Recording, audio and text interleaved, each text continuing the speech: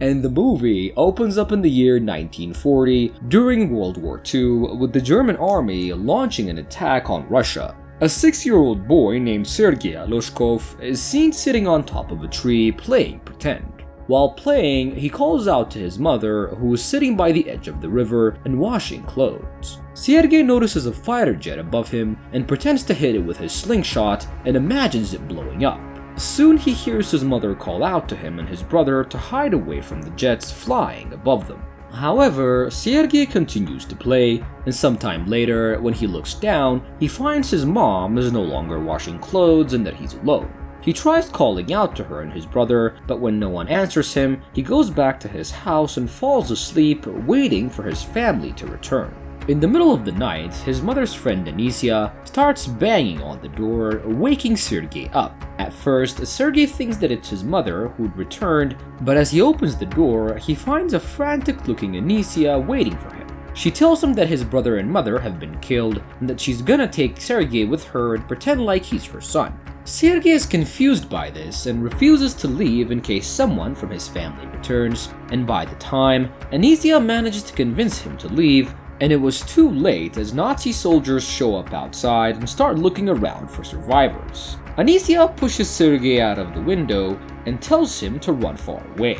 A scared Sergei runs toward the forest when he sees the Nazi soldiers burning down his house. Although alive, the dark forest soon begins to scare the little boy, and he starts calling out for his mother as he wanders deeper into the forest. Sergei falls asleep in the cold, and in the morning, he goes back to the river where he had lost his mother and starts drinking water from the river. Suddenly, he hears voices nearby and hides himself inside a hollow tree.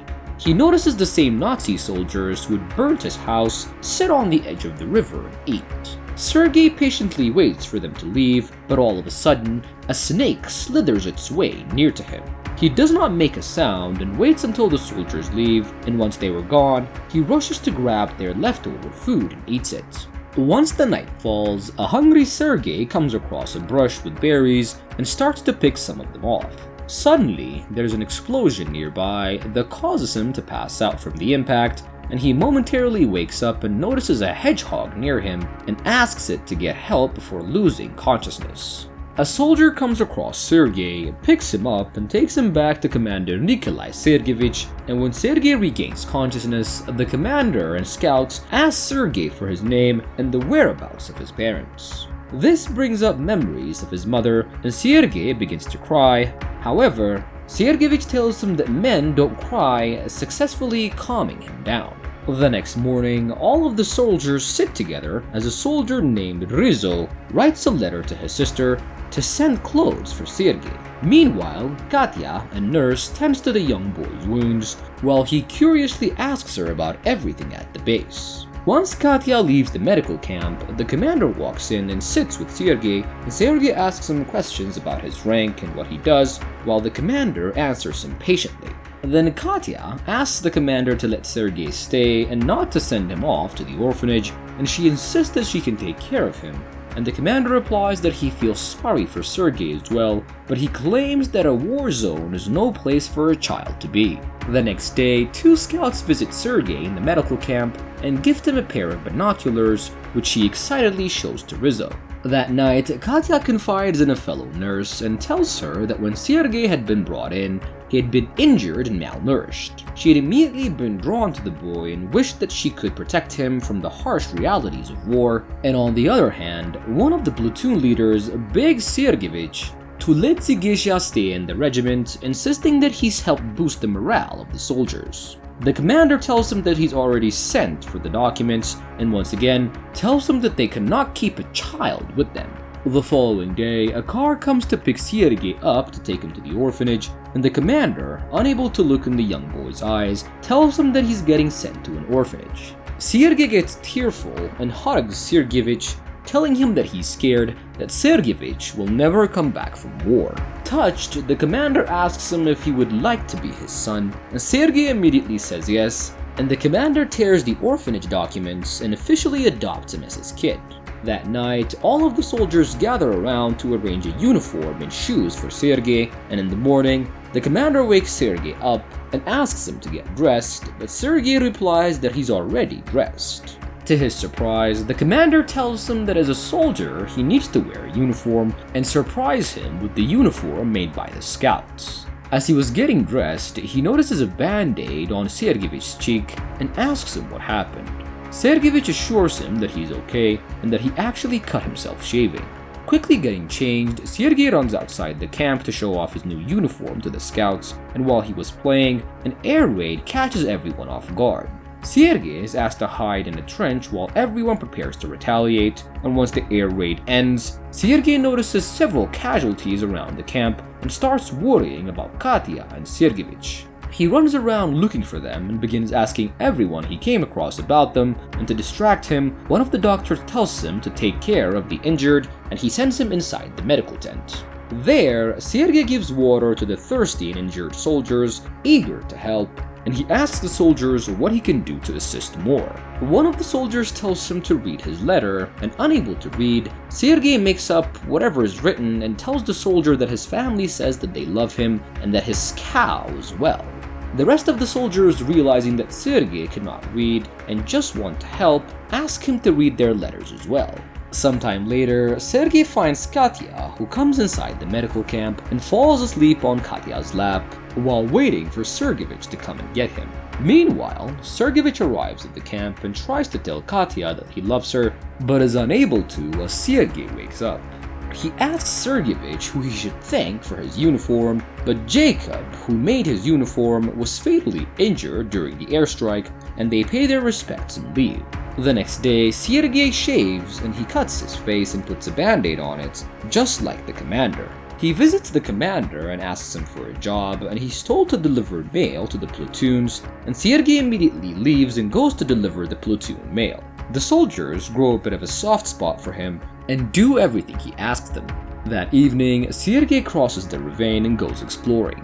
While he was looking through his binoculars, he spots a leg in the haystack nearby. Rushing back, he convinces Andrei, a scout, that someone is spying on them. The scouts make their way across the ravine and check the haystacks, and sure enough, they catch two Nazi soldiers. Sergei goes back to the commander and asks him to treat him as he would treat any other soldier, and smiling, Sergeyevich shows him the documents proving that he's officially adopted Sergei. Excitedly, Sigezha asks the commander to go and give Katya the good news. He reveals to Sergeyevich that Katya has feelings for him and drags him along to see her. When Sergei and Sergeyevich find Katya in the ravine washing up, the commander spots that one of the scouts is confessing his feelings to her, and scared that they will get caught, Sergeyevich hides along with Sergei and distracts him so that he doesn't interrupt them. Sergei still manages to rush to Katya, but the commander was nowhere to be found. In the evening, the Germans continued attacking the base, and Sergei delivers ammo to Igor Maximovich, and Igor orders him to go back to the commander's dugout until it's safe for him to be out. Once Sergei reaches the dugout, he overhears that the connection has broken and the scouts are unable to communicate.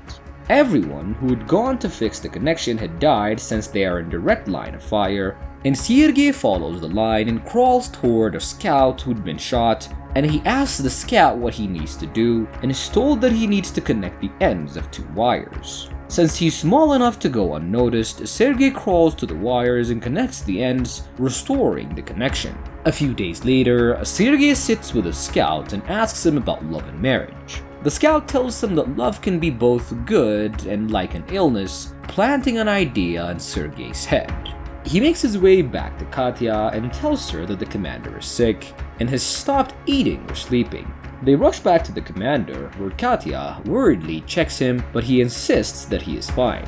Before he can tell Katya that he loves her, Katya ends up leaving once again, and outside, Sergei climbs on a tree and spots dogs with his binoculars, and excited, he goes to meet them and gets on a sled. At first, the dogs move slowly, however, all of a sudden, the dogs start running fast and Sergei is unable to control them. Rizzo rushes after Sergei, scared that he might step on a mine. He finally manages to stop the sled right before they make it to the minefields. Back at the camp, the commander asks Katya to marry him and become Sergei's mother. But their moment is once again interrupted as the commander receives a letter from headquarters. He reads it and tells Katya that they'll be leaving really soon.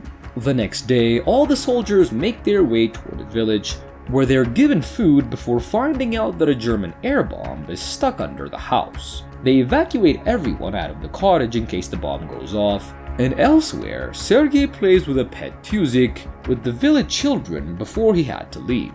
The soldiers leave, and on their way out, Sergei asks the commander for a gun. Rizzo manages to convince him that the wooden gun that he has is much better than the real one, and as they were talking, a bomb goes off, and with his ears ringing, Sergei wanders looking for his father, but only comes across Rizzo's dead body. Shaken up, he finds the commander and tells him that Rizzo had died. A few days later, Sergei asks the commander if there's anything that he can do to help him, and the commander orders him to check the platoon's clothing and inspect soldiers who may need replacements. He then runs back to the platoon and asks everyone to line up.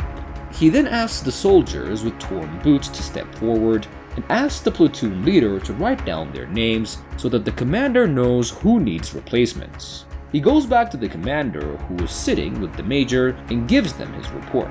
At the same time, he asks the major to grant his father's permission to marry Katya, and impressed with his bravery and contributions to the platoon, the major rewards Sergei with a guard's banner for his commitment to the scouts. One night, back in the trenches, another Nazi attack takes place. An explosion causes the commander to get buried underneath mud and wood, and at first, Sergei tried to dig the commander out by himself, but when he was unable to do it on his own, he goes to find Igor and asks him to help the commander.